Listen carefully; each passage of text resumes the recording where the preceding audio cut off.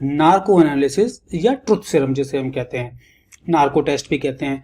ये क्या है कि क्लोज टू अनकॉन्शियसनेस, इंसान को कहां ले आता है, बिल्कुल अनकॉन्शियसनेस के पास। अनकॉन्शियस नहीं है, अगर इंसान अनकॉन्शियस हो जाएगा तो वो बेहोश हो जाएगा, वो कुछ बता ही नहीं पाएगा। पर यहां पर हम क्या कर रहे हैं, क्लोज टू अनकॉन्शियसनेस, जैसे नींद की अवस्था से पहले वाली अवस्था, बिल्कुल नींद की स्टेज से पहले वाली स्टेज पर बंदा आ जाता है। ठीक है, वो क्वेश्चनिंग जो होती है उसको रेजिस्ट नहीं कर पाता है, आंसर्स को मैनिपुलेट नहीं कर पाता है, क्योंकि वो ऐसी अवस्था में होता है कि जहां पे वो ना तो कॉन्शियस होता है ना ही अनकॉन्शियस होता है, क्लोज टू अनकॉन्शियस होता है।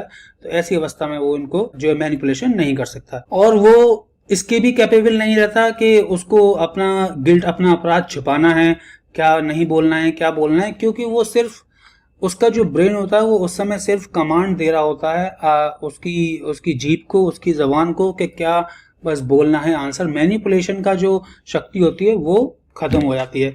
तो ये लाई डिटेक्शन टेस्ट से काफी अच्छा है, पर इसकी भी लिमिटेशंस हैं, वो मैं आपको थोड़ी देर में अभी बताता हूँ। ठीक है, पर्सन बहुत ही टॉकेटिव हो जाता है, क्योंकि कोई भी इनिबिशन नहीं रहता, कोई रोकथाम तो है नहीं, अब वो बोलता चला जाएगा, जो बात नहीं भी बोलने की है वो भी बोलता चला जाएगा। तो टेस्ट काफी अच्छा है।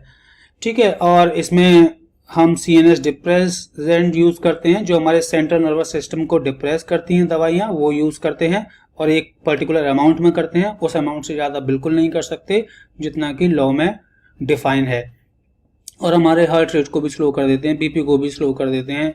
ठीक है ना, इस तरीके से काम करते हैं। तो हमने ये देखा, अजमल कसाब का केस भी देखा, हमने आरुषि तलवार के केस में भी इसको देखा, जो तलवार दंपत्ति माता पिता थे आरुषि के, उनके ऊपर ये यूज किया गया था, और आशाराम बापू वाला भी केस था, उनके ऊपर भी यूज किया गया था। तो बहुत सारी टेक्निक्स हैं, और इसको हम ज्यादातर यूज करते हैं फिर से कोरोबोरेटिव एविडेंस की तरह, कॉन्क्लूसिव ये भी नहीं है। तो इसमें बंदा जो है थोड़े सी स्लीप में या सेमी कॉन्शियस स्टेट में आ जाता है, जिसको हम एक केमिकल इंजेक्शन के द्वारा दिए जाते हैं। और इंडिया में ज्यादातर हम हायोसीन यूज करते हैं या सोडियम पेंटोटल ये यूज करते हैं। ठीक है, फिनोबार्बिटल्स इंडिया में इतने अभी प्रचलित नहीं है, अलाउड नहीं है, क्योंकि ये बहुत ही हार्मफुल भी होते हैं, इसीलिए इनको हम यूज नहीं करते हैं ज्यादातर। ठीक है, तो ये एक दवाई है जो इंडिया में बहुत यूज होती है, एबॉट लेबोरेटरी की, और एमाइथल सोडियम भी यूज होती है। कितने अमाउंट में यूज होती है ये मैं आपको यहाँ पर बता देता हूँ, 0.5 मिलीग्राम।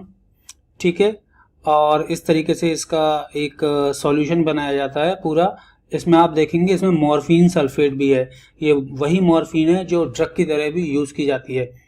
अब यहाँ पे लिमिटेशन आ जाती है, कोई भी ऐसा बंदा, कोई भी ऐसा व्यक्ति जो पहले से ही ड्रग यूज करता रहा हो हाई डोज में या रेगुलरली, उस पर ये चीज ज्यादा काम नहीं करेगी, क्योंकि वो फिर भी उस स्टेट में नहीं पहुंचेगा जिस स्टेट में डॉक्टर्स या मेडिकल एग्जामिनर्स और इन्वेस्टिगेटर्स, इंटेरोगेटर्स चाहते हैं कि उसको पहुंचाया जाए।